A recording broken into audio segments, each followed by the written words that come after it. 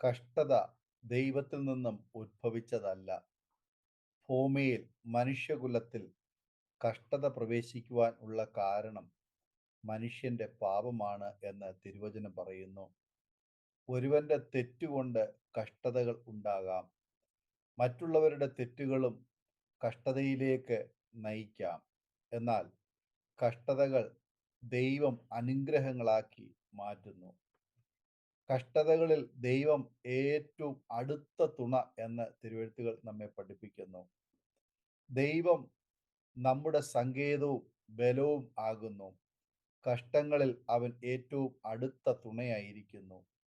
അതുകൊണ്ട് ഭൂമി മാറിപ്പോയാലും പർവ്വതങ്ങൾ കുലുങ്ങി സമുദ്രമധ്യേ വീണാലും അതിലെ വെള്ളം ഇരച്ചു കലങ്ങിയാലും അതിൻ്റെ കോപം കൊണ്ട് പർവ്വതങ്ങൾ കുലുങ്ങിയാലും നാം ഭയപ്പെടുകയില്ല എന്ന് 46-ാം സങ്കീർത്തനം 1 മുതൽ 3 വരെയുള്ള വചനങ്ങൾ നാം വായിക്കുന്നു.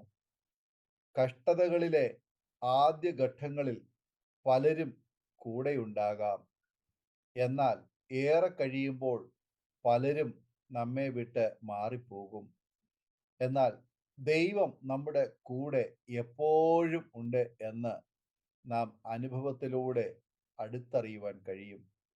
ആപത്തിൽ അവൻ ഏറ്റവും അടുത്ത തുണയാണ് എന്നും കൂടെ നടക്കുന്ന ദൈവം നമ്മുടെ കഷ്ടങ്ങളിൽ നമ്മെ തോളിലേറ്റി നടത്തും എന്ന് നമുക്ക് അനുഭവങ്ങളിലൂടെ മനസ്സിലാക്കുവാൻ കഴിയും.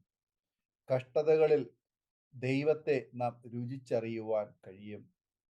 കഷ്ടതകൾ ദൈവത്തിൻ്റെ ചട്ടങ്ങൾ പഠിപ്പിക്കുവാൻ ഒരു മുഖാന്തരമാണ്.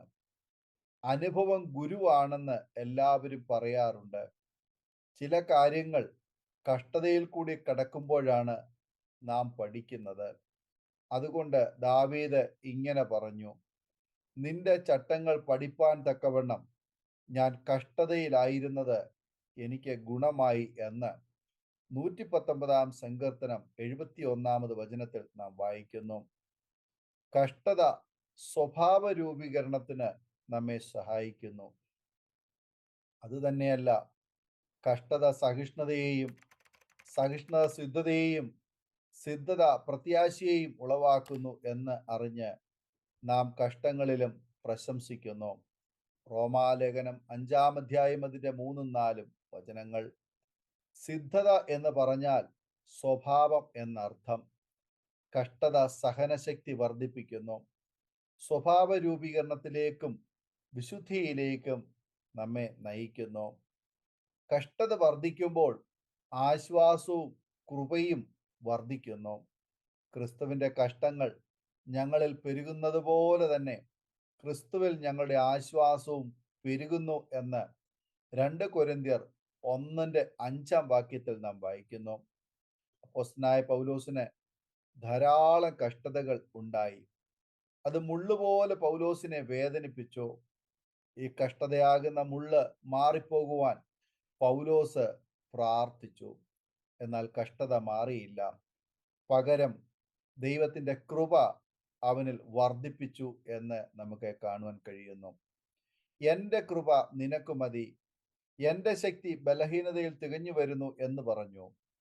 ആകയാൽ ക്രിസ്തുവിൻ്റെ ശക്തി എൻ്റെ മേൽ ആവസിക്കേണ്ടതിന് ഞാൻ അതിസന്തോഷത്തോടെ എൻ്റെ ബലഹീനതകളിൽ പ്രശംസിക്കും എന്ന് 2 കൊരിന്ത്യർ 12:9 നാം വായിക്കുന്നു.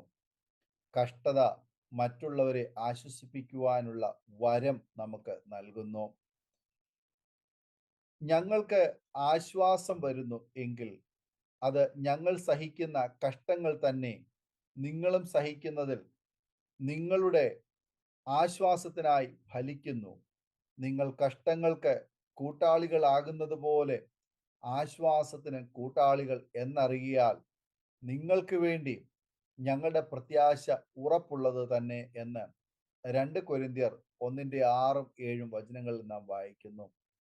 നാം കഷ്ടതയിൽ കൂടി കടക്കുമ്പോഴാണ് മറ്റുള്ളവരുടെ കഷ്ടതകൾ നമുക്ക് മനസ്സിലാവുക.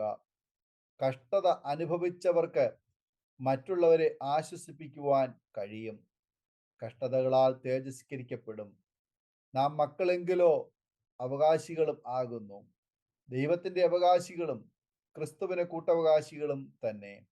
നാം അവനോടുകൂടെ തേജസ്കരിക്കപ്പെടേണ്ടതിന് അവനോടുകൂടെ കഷ്ടമനുഭവിച്ചാൽ അത്രേ.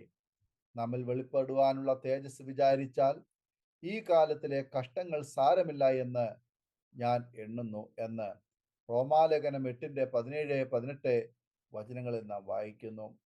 ഈ ലോകത്തിലെ കഷ്ടതകളെല്ലാം ധീരതയോടെയും പ്രത്യാശയോടെയും നമുക്ക് നേരിടുവാൻ കഴിയും.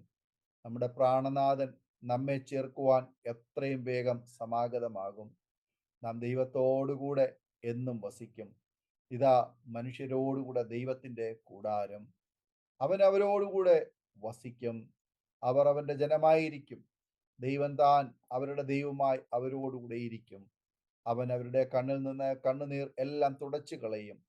ഇനി മരണമുണ്ടാകുകയില്ല, ദുഃഖവും മുറവിളിയും കഷ്ടതയും ഇനി ഉണ്ടാകുകയില്ല എന്ന് വെളിപ്പാട് പുസ്തകം 21:3-5 വരെയുള്ള വേദഭാഗങ്ങൾ നാം വായിക്കുന്നു. ഈ വചനങ്ങളാൽ ദൈവം നമ്മെ അനുഗ്രഹിക്കുമാറാകട്ടെ. ആമേൻ. ഓർമ്മയുടെ മനോരഥത്തിൽ മായാത്ത ഓർമ്മയ്ക്കായി അരോമ മാട്രിമോണിയിൽ നിന്നും ജീവിത പങ്കാളിയെ കണ്ടെത്തൂ. നിങ്ങൾ ഒരു ക്രിസ്തീയ ജീവിത പങ്കാളിയെ അന്വേഷിക്കുകയാണോ? അതോ മക്കൾക്ക് അനുയോജ്യമായ ഒരു തക്ക തുണയ്ക്ക് വേണ്ടി പ്രാർത്ഥിക്കുന്ന വ്യക്തിയാണോ? എങ്കിൽ അരോമ മാട്രിമോണി നിങ്ങൾക്ക് വേണ്ടിയാണ്.